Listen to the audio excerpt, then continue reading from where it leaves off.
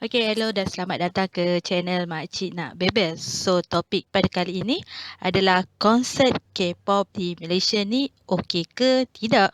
Makcik nak cerita pasal konsert K-pop dekat Malaysia ni sebab selepas Blackpink datang buat persembahan dekat Malaysia, dia telah menyebabkan 3 perbalahan yang berlaku dekat apps burung biru ni.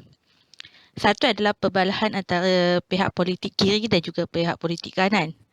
Yang kedua adalah antara peminat K-pop dengan bukan peminat K-pop. Dan yang ketiga adalah artis Malaysia dengan peminat K-pop ni lah. Pertamanya makcik nak ulas pasal perbalahan antara orang-orang politik kiri dan kanan dahulu. Perbalahan antara pihak politik kiri dan kanan ni apabila salah satu blok politik ini mengatakan pihak yang lagi satu meluluskan konsert ni dan mengatakan kenapa buat konsert banyak-banyak kat Malaysia ni dan sebagainya. Tapi pihak yang lagi satu katakan, kau yang sebenarnya luluskan konsert-konsert ni kan? So menjadi perbalahan antara ahli-ahli politik dan juga penyokong-penyokong ahli-ahli politik tersebut. Pada pendapat makcik lah, pemimpin-pemimpin yang terlalu radikal yang kata tak boleh lah kita buat banyak konsert dekat Malaysia ni. Mereka terlupa yang negara kita ni berbilang kaum dan juga agama. Kita ni tak boleh cater pada satu kaum je. Kemudian datang soalan yang ditanyakan oleh penyokong parti politik tertentu lah. Dia cakap, ada impact ke kat ekonomi negara bawa konsert banyak-banyak ni? Jawapan makcik ialah ya. Apakah impak terhadap ekonomi? Pertamanya adalah visa. Bila mereka nak masuk ke sini, mereka kena apply visa bekerja dan juga permit bekerja. Daripada duit-duit yang mereka apply untuk minta visa tu, masuk ke dalam poket kerajaan Malaysia lah. Kedua, kita dapat cukai hiburan daripada jualan tiket dan juga adalah juga cukai-cukai lain yang dikenakan kepada penganjur untuk bawa artis luar kat dalam negara ni. So, dapatlah duit dekat situ. Ketiga, hotel dan juga homestay, Airbnb. Untuk pengetahuan korang lah yang tak biasa sangat dengan konsert K-pop ni. Bukan rakyat Malaysia je yang tengok konsert-konsert ni. Tetapi orang daripada luar.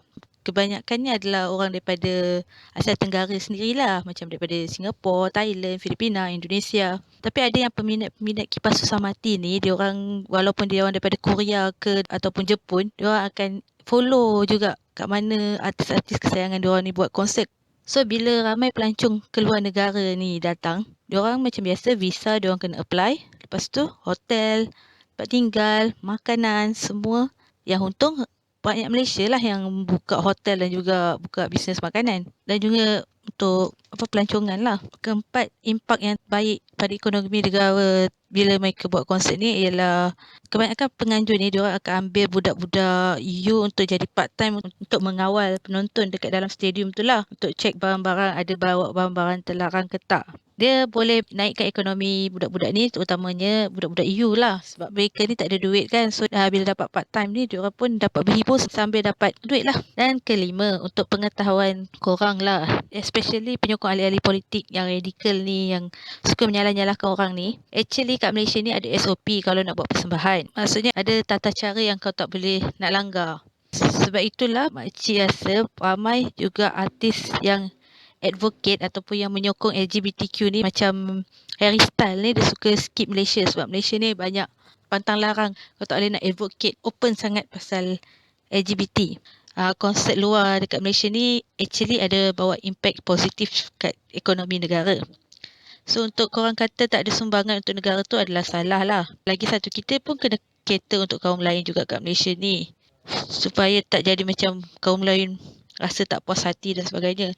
Sebab itulah makcik confused kenapa K-pop yang orang bising-bising, sedangkan konsep Billie Eilish hari tu tak ada siapa pun yang bising. Kita ni negara yang berbilang kaum, so kita kena cater untuk setiap kaum. Perbalahan antara peminat K-pop dengan bukan peminat K-pop. Benda ni bukan baru lah. Memang makcik selalu nampak lah diorang bergaduh dekat burung biru ni.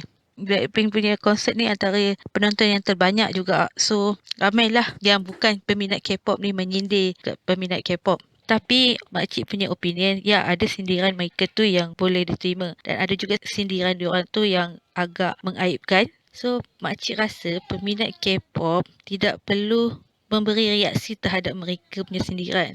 Antara sindiran yang makcik tengok agak kelakar jugalah. Diorang menyindir, korang ni tak solat ke yang lepas tu peminat Blackpink ni tunjukkan yang ada surau atau masjid dekat-dekat situ. Tapi yang buat makcik rasa macam nak face farmkan diri makcik ialah ada seorang kawan makcik repost dekat Insta story dia, ada seorang budak lelaki solat dekat parking dengan caption Islam itu mudah. Tapi kan bagi makcik lah, Islam itu memang mudah tapi jangan mempermudah atau mempermain-mainkan. Kedua, ada juga budak-budak lelaki yang post dekat apps burung biru, diorang solat dekat surau Stesen Nasional Bukit Jalil. Pun makcik rasa nak face palm. Sebab apa?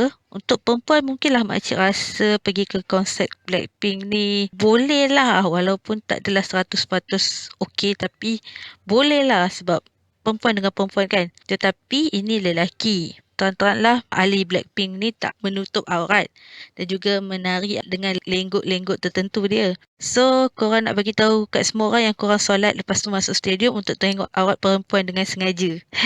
Macam analogi macam ni lah. Aku jaga solat tapi kerja aku mencuri. Ataupun aku jaga solat tapi aku terima rasuah. Lepas tu, kedua-dua pihak K-pop fan dengan non-K-pop fan ni masing-masing pun tuduh antara satu sama lain. Yang K-pop fan ni tuduh peminat bola pun sama je. Tapi makcik pun tak nak sokong mana-mana pihak lah. Walaupun makcik pun minat K-pop dengan K-drama juga. Bagi makcik, dua-dua pun ada salahnya. On non-K-pop fan, kau respect je lah diorang punya minat selagi diorang tak kacau korang. Dan kau tak perlulah nak menyindir-nyindir dia macam tu. Pandai-pandailah dia dosa pahala diorang sendiri. Dan peminat K-pop terutamanya peminat K-pop lelaki yang pergi tengok konsert perempuan. Terutama peminat lelaki Islam, kita tahu tengok aurat perempuan dengan sengaja tu salah. Tengok perempuan melenggar-lenggok dekat pentas pun salah.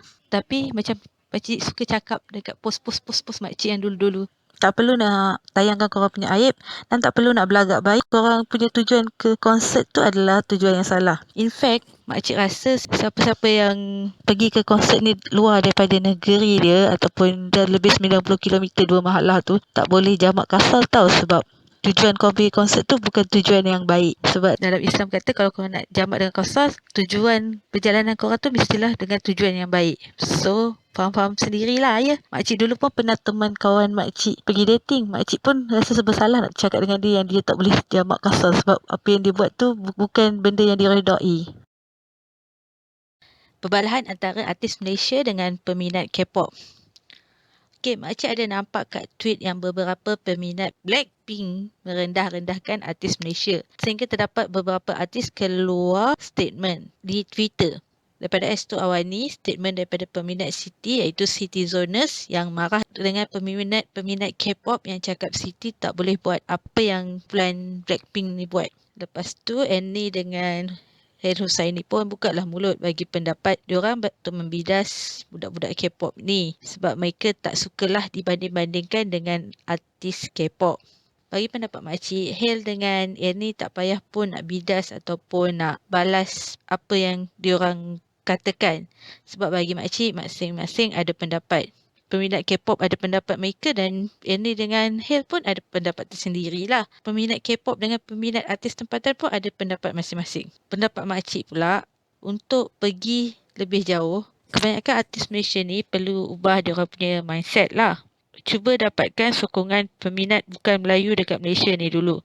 InsyaAllah korang boleh pergi lebih jauh. Sebab apa yang makcik nampak sekarang ni, cuma beberapa artis je yang dapat sokongan bukan Melayu. Kedua, ambil je lah kritikan dan kutukan diorang tu secara terbuka. Daripada korang marah ataupun bidas diorang balik, buktikan je kat diorang yang korang pun boleh pergi jauh. Bukan macam seorang peserta Family Duo tu. Lepas kena kritik dengan Mais Idayu dah merajuk.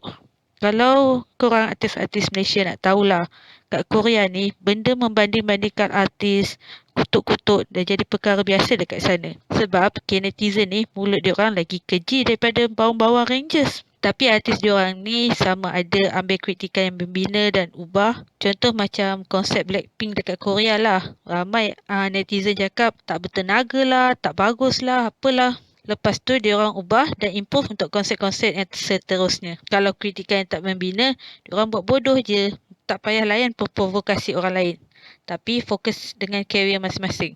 Kalau kita nak cakap vokal lah, memang Siti, Hail ataupun Annie ni memang jauh lebih bagus daripada kebanyakan ahli-ahli K-pop ni. Tapi kan, untuk pergi lebih jauh, bakat je tak cukup. Nasib, aura dan juga kelainan yang korang tunjulkan yang jadi pilihan orang ramai. Nasihat makcik kepada artis Malaysia dan juga peminat artis Malaysia, abaikan je lah peminat-peminat K-pop yang toksik ni. Fokus pada career korang dan juga artis yang korang minat je. Macam mana artis Korea buat? Buat peminat K-pop pula, sudah-sudah lah tu obses dengan kumpulan idol korang tu. Rasanya diorang pun tak nak korang merendah-rendahkan orang lain untuk tunjukkan kehebatan artis kesayangan korang. Kesimpulan pada bebelan makcik dekat video ni adalah makcik nak nasihat kepada semua, berhentilah berbalah antara satu sama lain. Semua benda pun ada pro, ada kontranya. Apa-apa hiburan pun melalaikan, melainkan kau tahu jaga batas-batasnya. Dan yang paling penting, jaga aib sendiri ya, peminat-peminat K-pop sendiri mahu ingatlah apa yang boleh dan apa yang tak boleh. Jangan memudahkan agama semata-mata nak bagi lesen untuk korang berhibur. Of course, makcik pun tak sempurna dan masih mencuba untuk jadi lebih baik. Ini adalah nasihat dari makcik yang minat K-pop juga tapi dah agak slow. Okey, itu je. Harap-harap korang boleh terima kritikan ataupun nasihat makcik ini. Okey, itu sahaja. Sebelum makcik tutup video ini, makcik nak berterima kasih kepada semua 100 subscriber makcik. Dan makcik harap boleh dapat 1K dalam tahun ini juga. Jadi siapa yang belum subscribe tu, makcik minta tolong sangat-sangat subscribe lah ya. Okey, bye.